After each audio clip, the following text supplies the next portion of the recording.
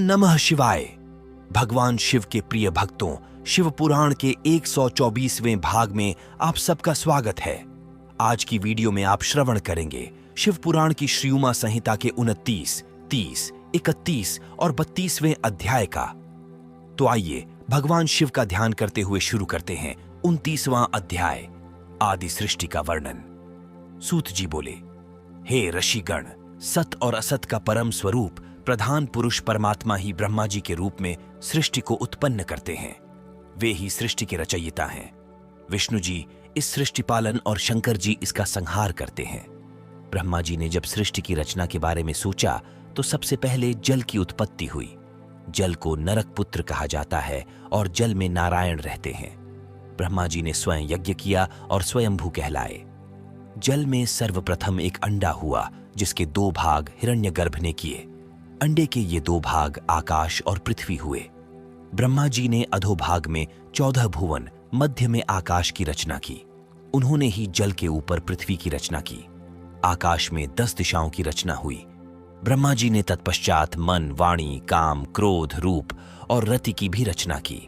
मरीचि, अत्रि, अंगिरा, पुलस्त्य, पुलह, रतु, वशिष्ठ महामुनि तेजस्वी ऋषियों के रूप में विश्व प्रसिद्ध हुए। ये सब ऋषि ही सप्तर्षि के नाम से जाने जाते हैं और इनका वर्णन सभी पुराणों में किया गया है। पुराणों और सप्तर्षि रचना के पश्चात यज्ञ सिद्धि के लिए रग, यजु, साम और अथर्व वेदों का निर्माण ब्रह्मा जी ने किया। तत्पश्चात उन्होंने देव पूजन किया। वक्षस्थल से पितर, जंघाओं से मानव एवं जंघा के नीचे के भाग से दैत्य बनाए गए। इस प्रकार ब्रह्मा जी ने सारी सृष्टि की रचना पूरी की, परंतु उनकी बनाई गई इस सृष्टि में विकास न होता देखकर ब्रह्मा जी ने प्रकृति और पुरुष को बनाया, जिन्होंने सृष्टि का निर्माण किया। भगवान नर और नारायण द्वारा बनाई गई सृष्टि प्रजा अमैथुन सृष्टि से उत्पन्न हुई। भगवान शिव के प्रिय भक्तों, शिव पुराण की श्रीउमा संहिता का 29वां अध्याय समाप्त हुआ। अब आप श्रवण कर रहे हैं 30वां अध्याय, सृष्टि रचना क्रम। सूत जी बोले, हे ऋषिगण, इस प्रकार ब्रह्मा जी द्वारा निर्मित सृष्टि का निरंतर प्रसार होने लगा। प्रजापति ने अयोनिजा शत्रुपा से विवाह किया। शत्रुपा ने 100 वर्षों तक तपस्या करके उन्हें पति रूप में प्राप्त किया। इन्हीं के मनु नामक पुत्र हुए। मनु से 71 मनुओं की रचना मनवंत्र संज्ञा कहलाती है। फिर वीरका हुई। इनसे उत्तानपाद की उत्पत्ति हुई। राजा उत्तानपाद का विवाह सुनीति से हुआ। इन्हीं के परम तेजस्वी पुत्र के रूप में ध्रुव पैदा हुआ। ध्रुव ने ब्रह्मा जी की 3000 वर्षों तक कठोर तपस्या करके सप्तऋषियों से भी ऊपर स्थान प्राप्त किया था। पुष्टि और धान्य नामक ध्रुव के 2 पुत्र हुए। पुष्टि की पत्नी सुनत्था थी। उनसे रिपु, रिपुजय, विप्र, नकल, वृष, तेजा नामक 5 पुत्र पुष्टि को प्राप्त हुए। रिपु से चाक्षुष, पुष्करिण पत्नी से चाक्षुष को वरुण नामक पुत्र प्राप्त हुए। सुनीता से अंग को बेन नामक पुत्र की प्राप्ति हुई। बेन के शरीर से ऋषिगण ने मंथन किया। उनके दक्षिण हाथ से राजा पृथु पैदा हुए, जो भगवान विष्णु के अवतार थे। पृथु ने पृथ्वी का दोहन किया ताकि प्रजा का हित हो सके। इनके विजिताश्व और हर्यश्व नामक 2 पुत्र हुए। शिखंडिनी ने वीर वर्णिनी से विवाह किया। इनसे प्रजापति की प्राप्ति हुई, जो कि सोम के अंश थे। तत्पश्चात दक्ष ने 2 पैर वाले और 4 पैर वाले जीवों को उत्पन्न किया। हर्यश्व नामक 10,000 पुत्र उत्पन्न किए, जो महर्षि नारद के वचनों और उपदेशों को सुनकर वैरागी हो गए। फिर ब्रह्मा जी ने शवलाश्व नामक 10,000 पुत्र उत्पन्न किए, जिन्हें नारद जी ने वैरागी बना दिया। यह सब जानकर दक्ष बहुत क्रोधित हुए। क्रोधित दक्ष ने देवर्षि नारद को शाप दिया, नारद, तुमने मेरे पुत्रों को गलत मार्ग पर डाल दिया है। उन्हें मुझसे दूर कर दिया है, इसलिए तुम भी कहीं चैन से नहीं बैठ सकोगे। तुम्हारा कोई निश्चित ठिकाना नहीं होगा। तुम जगह जगह घूमते रहोगे। पुत्रों के बाद दक्ष की 13 कन्याएं हुईं, जिनका विवाह कश्यप, अंगिरा, कृष्णश्व एवं चंद्रमा से हुआ। इस प्रकार अनेकों जीवों का निर्माण करने के पश्चात भी ब्रह्मा जी की सृष्टि विकास नहीं हुआ। तब उन्होंने मैथुनी सृष्टि का सृजन करने के बारे में सोचा। भगवान शिव के प्रिय भक्तों, शिव पुराण की श्रीउमा संहिता का 30वां अध्याय समाप्त हुआ। अब आप श्रवण कर रहे हैं 31वां अध्याय, मैथुनी सृष्टि वर्णन। शौनक जी बोले, हे सूत जी, कृपा करके मुझे देव, दानव, गंधर्व, राक्षस और सर्पों आदि के बारे में बताइए।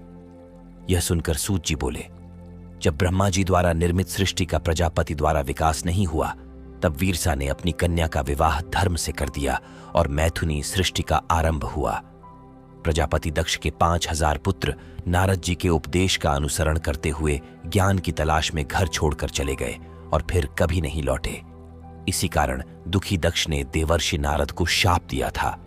तत्पश्चात प्रजापति दक्ष ने 58 कन्याएं उत्पन्न की और उनका विवाह कश्यप, चंद्रमा, अरिष्टनेम, कृशाश्व, अंगिरा से कर दिया, जिनसे इन्हें विश्व से विश्व देवता, संध्या से साध्य, मरुवती से मरुत्वान, वसु से 8 वसु, भानु से 12 भानु, मुहूर्तज, लंबा से घोष, यामी से नाग, वीथी एवं अरुंधति से पृथ्वी उत्पन्न हुए। संकल्पा से संकल्प, वसु से अय, ध्रुव, सोम, धर, अनिल, अनल, प्रत्युषा, प्रभाष, ये 8 पुत्र पैदा हुए। 8वें वसु प्रभा से विश्वकर्मा प्रजापति की उत्पत्ति हुई। वे शिल्पकला में निपुण थे। विश्वकर्मा देवताओं के लिए आभूषण, विमान, घर एवं अनेक वस्तुएं उनकी इच्छानुसार बनाया करते थे। इसी कारण विश्वकर्मा देवताओं के शिल्पी कहलाए। रैवत, अज, भीम, भव, उग्र, बाम, वृष, कपि, अजय, कपाद, अहिर्बुघ्न, बहुरूप एवं महान ये 11 रुद्र प्रधान हैं। वैसे तो सरूपा के अनेकों पुत्र हुए और उनसे पैदा हुए रुद्रों की संख्या करोड़ों में है, परंतु इन्हीं 11 रुद्रों को ही मुख्य माना जाता है। 11 रुद्र संसार के स्वामी भी कहे जाते हैं। भगवान शिव के प्रिय भक्तों, शिव पुराण की श्री उमा संहिता का 31वां अध्याय समाप्त हुआ। अब आप श्रवण कर रहे हैं 32वां अध्याय, कश्यप वंश का वर्णन। सूत जी बोले, अदिति, दिति, सुरसा, अरिष्ठा, इला, दनु, सुरभि, विनीता, ताब्रा, क्रोध, वशी, कद्रु आदि कश्यप ऋषि की पत्नियां थीं। मनवंतर में तुषिता नामक 12 देवता से उत्पन्न हुए। इनकी उत्पत्ति लोकहित के लिए ही हुई थी। दक्ष कन्या से ही विष्णु जी व इंद्रदेव की भी उत्पत्ति हुई। सोम की 27 पत्नियां थीं। उनके अरिष्ट नेमि नामक 16 पुत्र एवं 1 कन्या हुई।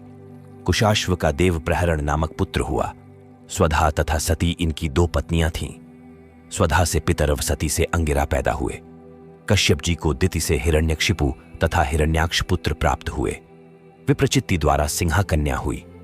हिरण्यक्षिपु को अनुह्लाद, प्रहलाद, सवलाद एवं प्रहलाद नामक 4 पुत्र प्राप्त हुए। प्रहलाद भगवान के परम भक्त थे। हिरण्याक्ष के कुकर, शकुनी, महानाद, विक्रांत एवं काल नामक 5 पुत्र हुए। अयोमुख, शंबर, कपाल, वामन, वैश्वानर, पुलोमा, विद्रवण, महाशिर, स्वरभानु, वृषपर्वा, विप्रचित्ति की प्रभा कन्याएं हुईं। वैश्वानर की पुलोम और पुलोमक कन्याओं का विवाह मरीचि से हुआ, जिनसे उन्हें दानवों की प्राप्ति हुई। राहु, शल्प, सुबली, बल, महाबल, बातपी, नमुची, इलवल, स्वसृप, ओजन, नरक, कालनाम, शर्माण, शरकल्प आदि इनके वंशवर्धक हुए। विनिता से गरुण एवं अरुण पैदा हुए। सुरसा से अत्यंत तेजस्वी एवं परम ज्ञानी सर्पों की उत्पत्ति हुई। इसी प्रकार क्रोधवशा के बहुत से गण हुए। सुरभ से शशा एवं भैंसा, झला से बैल एवं वृक्ष, शशि से यक्ष, राक्षस, अप्सरा व मुनिगण तथा अरिष्ठा से मनुष्य एवं सर्प उत्पन्न हुए। इस प्रकार मैंने आपको कश्यप जी के वंश में उत्पन्न पुत्र एवं पौत्रों का वर्णन किया। भगवान शिव के प्रिय भक्तों, शिव पुराण की श्री उमा संहिता का 32वां अध्याय समाप्त हुआ। अगले भाग में आप श्री उमा संहिता के 33वें अध्याय का श्रवण करेंगे। अगर आपने इससे पहले के अध्याय श्रवण नहीं किए हैं तो आप धर्म भाव चैनल पर जाकर संपूर्ण शिव पुराण का श्रवण कर सकते हैं। वीडियो पसंद आई हो तो वीडियो लाइक जरूर करें, और अगर आपने चैनल को सब्सक्राइब नहीं किया हो तो चैनल को सब्सक्राइब कर बेल आइकन दबाना ना भूलें, ताकि आने वाली वीडियो सबसे पहले आपको मिल सके। हर हर महादेव।